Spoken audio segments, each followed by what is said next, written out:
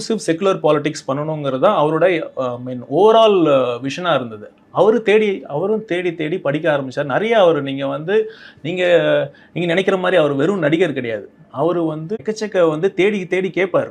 He is a great listener. அவரு தெரிஞ்சுக்கிட்டு அவருக்கு இவங்கலாம் ஏற்கனவே அறிமுகமா இருந்தாங்க.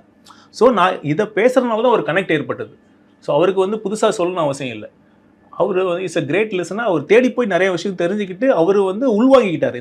நம்ம வரணும், வந்தா அந்த இன்க்ளூசிவ் செக்குலர் பாலிடிக்ஸ் கொடுக்கணுங்கிறது அவர் எண்ணமா இருந்தது. ஸோ நாங்க போறப்ப அந்த மைண்ட்ஸ் லைக் மைண்டட் கனெக்டட் இருந்ததுனால தான் இந்த டிராவல் வந்தது.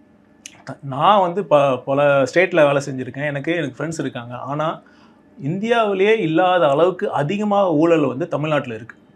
நீங்கள் எந்த துறையை எடுத்துக்கோங்க, எந்த கான்ட்ராக்ட் எடுத்துக்கோங்க. இப்போ ஒரு கட்டடம் கட்டணும்னா ஒரு ஒரு ஒரு கார்ப்பரேட் கட்டடம் கட்டணும்னா ஒரு ஸ்கொயர் ஃபுட்டுக்கு இவ்வளோன்னு வாங்குறாங்களா இல்லையா? இப்போ டாஸ்மாகில் ஒரு கேஸுக்கு இவ்வளோன்னு கமிஷன் சம்மந்தப்பட்ட எல்லா அதிகாரிகளுக்கும் போதா இல்லையா?